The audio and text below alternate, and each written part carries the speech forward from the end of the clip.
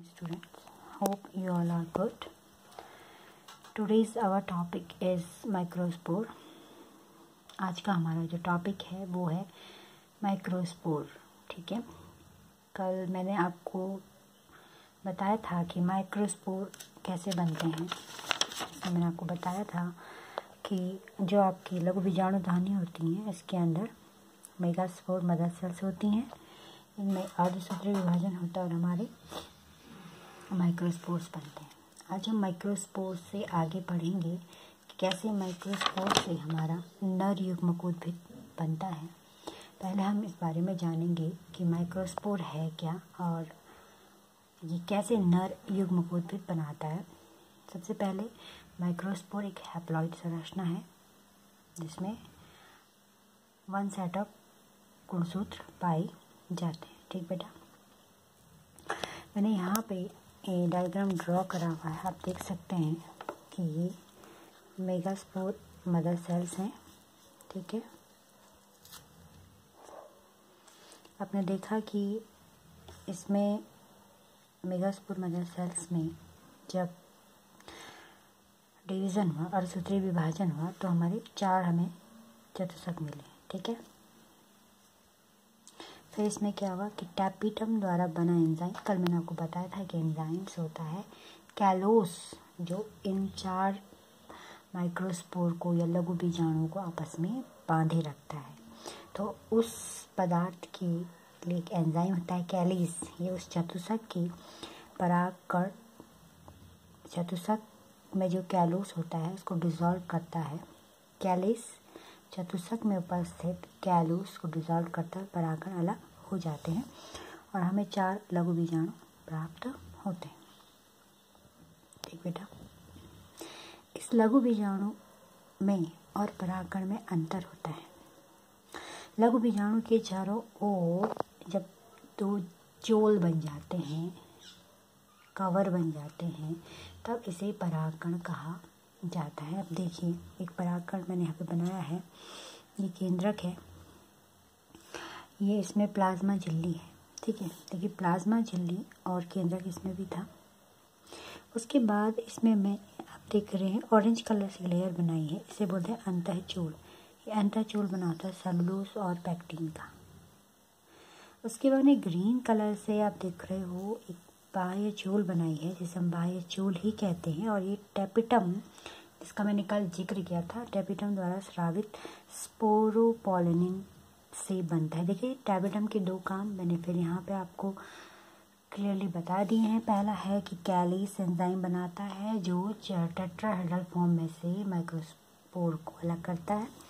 दूसरा, टैपिटम से स्पोरोपोलिनिन बनता है जो हमारे परागकण की बाह्य चूल बनाता है. स्पोरोपोलिनिन क्यों इम्पोर्टेंट है बेटा? ये सर्वाधिक प्रतिरोधी पदार्थ है, यानी ये अगर कोई जानवर परागकण को खा ले तो उसके एंजाइम से भी ये डिसॉल्व नहीं होगा, खराब नहीं होगा. इसमें एसिड गिर जाए खराब नहीं होगा. ठीक है, इतना प्रतिरोधी पदार्थ होता है. टेम्परेचर का भी इस पर कोई प्रभाव नहीं पड़ता है. आप इसमें ये नोटिस कर रहे होंगे जो बाह्य चूल हैं इसमें कहीं कहीं पे ग्रीन लेयर्स नहीं है. इसे हम जनन छिद्र कहते हैं. ठीक है, ये इसके सॉफ्ट पार्ट है. ठीक है, ये सॉफ्ट पार्ट है, यानी इस परागकण को अगर बाहर आना है, इस केंद्र को बाहर आना है तो ये जो जनन छिद्र है इनके थ्रू ये बाहर आएगा. क्योंकि जो बाह्य चूल है यह बहुत एक हार्ड कवरिंग है जिसको तोड़ पाना बहुत टफ होता है. ठीक है, इसीलिए इसमें कहीं कहीं पे इसमें स्पेस छोड़ा होता है. इन्हें हम जनन छिद्र कहते हैं. ये हम जब आगे परागण निषेचन पढ़ेंगे तो हम वहाँ पर आपको जनन छिद्र की इम्पोर्टेंस बताएंगे कि जनन छिद्र क्यों इसमें पाए जाते हैं. जनन छिद्र यानी बाह्य चूल का वह स्थान जहाँ पर स्पोरोपोलिनिन नहीं पाया जाता. ठीक बेटा, इसमें मैंने नीचे लेबल किया है. इसे क्या कहते हैं? परागकण को पॉलन ग्रेन भी कहते हैं, नर युग्मकोद्भिद भी कहते हैं और मेल गैमेटोफाइट इंग्लिश में कहते हैं. तो आप देखिए कि लघु बीजाणु से परागकण बनता है पहले. ठीक है, लघु बीजाणु और परागकण में क्या अंतर है?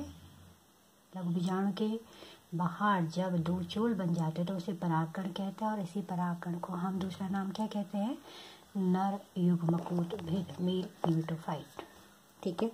मैंने आपको जब चैप्टर शुरू किया था तो मैंने आपको उसमें बताया हुआ है ये कि लघु बीजाणु धानी में हमारा क्या होता है, लघु बीजाणु परागकण बनता है।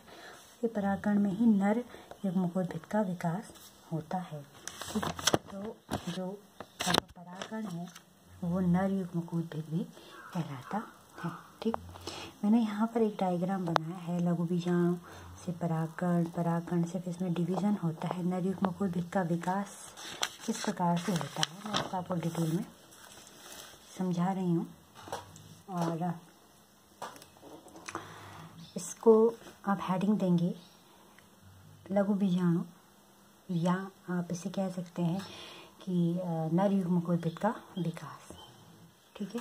इसे मैंने नोट्स दिए बेटा आपको। लघु बीजाणु की प्लाज्मा झिल्ली के बाहर अंतःचूल व बाह्य चूल का निर्माण होता है। अंतःचूल सेलुलोज और पैक्टिन का बना होता है। बाह्य चूल का निर्माण स्पोरोपोलिन नामक पदार्थ से होता है। यह पदार्थ परागकण को तापमान, अम्ल और एंजाइम से बचाता है। फिर मैंने लिखा है झिल्ली युक्त अंतःचूल व बाह्य चूल से घिरने के पश्चात लघु बीजाणु परागकण कहलाता है। परागकण को नर युग्मकोद्भिद भी कहते हैं। नर युग्मकोद्भिद में निम्न प्रकार से विकास होता है। कैसे विकास होता है? यह विकास परागकोश के भीतर तथा परागण के पश्चात वर्तिकाग्र पर होता है। ये थोड़ा ट्रिकी लैंग्वेज है तो मैं इसे आपको समझाने का प्रयास करती हूँ। देखिए बेटा, मैंने यहाँ पर एक चित्र बनाया है। ये आप जानते हो ये स्फुटन की क्रिया है जब परागकोश फटता है। तो परागकोश के फटने से क्या बाहर निकल रहे हैं? ये लघु बीजाणु नहीं है, इन्हें हम क्या कहते हैं? परागकण या नर युग्मकोद्भिद। यानी लघु बीजाणु से परागकण कहाँ विकसित हुए? परागकोश के अंदर, और विकसित होने के बाद ये फटकर बाहर निकलते हैं। आपको ये बात पहले बिल्कुल क्लियर होनी चाहिए। ये क्या आपके परागकण है, ठीक है। अब हम डिस्कस करते हैं थोड़ा सा। ये लघु बीजाणु है, ठीक है बेटा। इस पे जब 2 लेयर्स बने तो ये परागकण कहलाया। परागकण क्या है? हैप्लॉइड सेल है। इसमें जब समसूत्री विभाजन होगा, ठीक है। अब अर्धसूत्री विभाजन नहीं होगा, अब समसूत्री विभाजन होगा। समसूत्री विभाजन होने के पश्चात आप देख रहे हो इसका जो केंद्रक है वो 2 केंद्रक में बट गया, ठीक है। केंद्रक में बटने के बाद आप देख रहे हो बीच में एक वॉल का फॉर्मेशन हुआ है। ये वॉल बनी है कैलोस से। अब इस भित्ति के बनने के बाद आप देख रहे हो कि एक पोर्शन बड़ा है और एक पोर्शन छोटा है। एक सेल बड़ी है और एक सेल छोटी है, 2 सेल बन गई ना। अब ध्यान से देखिए, एक सेल ये रही, एक सेल आपकी ये रही और दूसरी सेल आपकी ये। कुछ समय बाद क्या होता है कि ये जो दूसरी सेल होती है इसके चारों ओर इस प्रकार से क्या बन जाती है? कैलोस की भित्ति बन जाती है और ये बिल्कुल अटैच हो जाता है। और ये अब कैसे लग रहा है? ये अब ऐसे लग रहा है जैसे बड़ी सेल में, ये बड़ी सेल है, बड़ी कोशिका है, इस बड़ी कोशिका में एक छोटी कोशिका तैर रही है, ठीक है बेटा। ये कोशिका है, देखिए इसके अंदर केंद्रक है और ये बड़ी कोशिका है। बड़ी कोशिका का केंद्रक ये रहा, इसके अंदर ये छोटी कोशिका है, उसका ये केंद्रक है। समझिए, पहले कैरियोकाइनेसिस हुआ, केंद्रक का विभाजन हुआ। एक केंद्रक से 2 केंद्रक बने, 2 केंद्रक बनने के बाद जीव द्रव्य का विभाजन हुआ। जीव द्रव्य का विभाजन होने के बाद मैंने लिखा है साइटोकाइनेसिस। इसके चारों ओर कैलोस की भित्ति बन गई। तो आप देखिए, एक बड़ी सेल है और एक छोटी सेल है। इस बड़ी सेल्स को हम कहते हैं वेजिटेटिव सेल, कायिक कोशिका। कई जगह से ट्यूब सेल भी कहा गया है, बुक्स में आप पढ़ेंगे। और ये जो छोटी कोशिका, इसे हम कहते हैं जनरेटिव सेल्स, जनन कोशिका।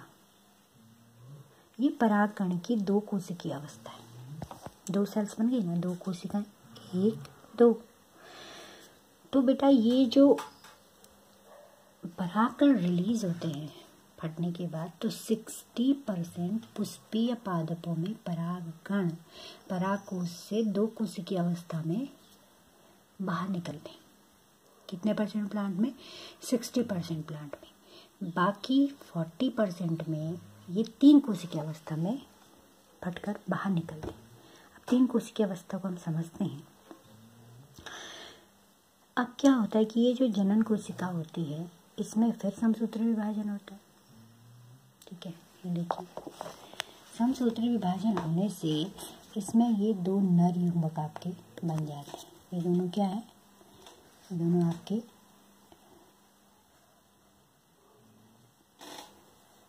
नर युग्मक हैं। ठीक है, ये दोनों के आपके नर युग्मक हैं। तो इसमें 3 सेल्स बन गई।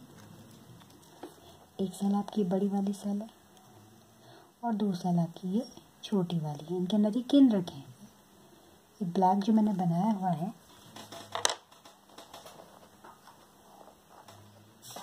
ये आपके केंद्रक हैं बेटा। ठीक है, और इनके अंदर जो है जीव द्रव्य भरा होगा। इस पूरे में आपका जीव द्रव्य भरा होगा। ये बड़ी सेल है, इसका जीव द्रव्य, और ये 2 छोटी सेल्स है, इनका अपना जीव द्रव्य है। इन्हें क्या कहते हैं, नर युग्मक हम कहते हैं। ठीक है, ये 3 कोशिकीय अवस्था है। तो ये जो यहाँ से परागकण रिलीज होता है ये या तो 2 कोशिकीय अवस्था में रिलीज होंगे या 3 कोशिकीय अवस्था में रिलीज होंगे। 60% पादप में ये 2 कोशिकीय अवस्था में रिलीज होते हैं और 40% पादप में ये 3 कोशिकीय अवस्था में रिलीज होते हैं। ठीक है, अब प्रश्न ये उठता है, देखिए इसमें बेटा देखिए इसे हमने क्या बोला, नर युग्मकोद्भिद। परागकण का दूसरा नाम क्या है, नर युग्मकोद्भिद। और युग्मकोद्भिद मतलब जिसके अंदर युग्मक बनते हैं। तो देखिए 2 नर युग्मक इसके अंदर बन चुके हैं, 2 नर युग्मक इसके अंदर बन चुके हैं। ठीक है, अब हम जो बात कर रहे थे कि जो 60% में जिसमें 2 सेल, ये 2 सेल अवस्था में ये बाहर निकलता है, तो फिर ये 3 सेल अवस्था में कैसे बदलता है। ये 3 सेल अवस्था में तब चेंज होता है बेटा जब परागण की क्रिया से, परागण की क्रिया में क्या होता है, परागकण नर पुष्प से मादा पुष्प के वर्तिकाग्र पर जाते हैं। आपने 10th में पढ़ा है। तो फिर क्या होता है बेटा, वहाँ पर जाकर ये 3 सेल स्टेज में बदल जाते हैं। ये 2 सेल अवस्था अगर यहाँ से निकलने वाले परागकण 2 कोशिकीय अवस्था में है तो 3 कोशिकीय अवस्था में कब बदलते हैं, जब ये वर्तिकाग्र पर पहुँचते हैं। ये मैंने लिखा हुआ है ना कि 40% पुष्पीय पादपों में यह 3 कोशिकीय अवस्था में फटते हैं और जो ये 60% पौधे हैं जहाँ 2 कोशिकीय अवस्था से 3 कोशिकीय अवस्था में परिवर्तन बाद में होता है। कब, जब 2 कोशिकीय स्टेज वाला परागकण परागण के पश्चात वर्तिकाग्र पर पहुँचता है। ये क्रिया हम कब पढ़ेंगे, जब हम निषेचन की घटना पढ़ेंगे। आपको ये याद रखना है कि कुछ प्लांट में 60% प्लांट में जो परागकण होते हैं वो इस अवस्था में रिलीज होते हैं 2 सेल, और 40% में ये 3 कोशिकीय अवस्था में रिलीज होते हैं जिसमें 2 नर युग्मक बन चुके होते हैं। बेटा आज मैं आपको नर जननांग तक मैंने आपको समझा दिया। आज कल हम मादा जननांग की बात करेंगे। तो इससे संबंधित जो भी प्रश्न आपको पूछने हैं वो समझ नहीं आए मुझे पूछ सकते हैं, क्योंकि इस सैटरडे में फिर आपको एक टेस्ट दूंगी। तो आप इसकी एक एक लाइन को ढंग से पढ़िए, क्योंकि इसमें एक एक टर्म वेरी इंपॉर्टेंट है बेटा। और आज के लिए इतना ही। Thank you.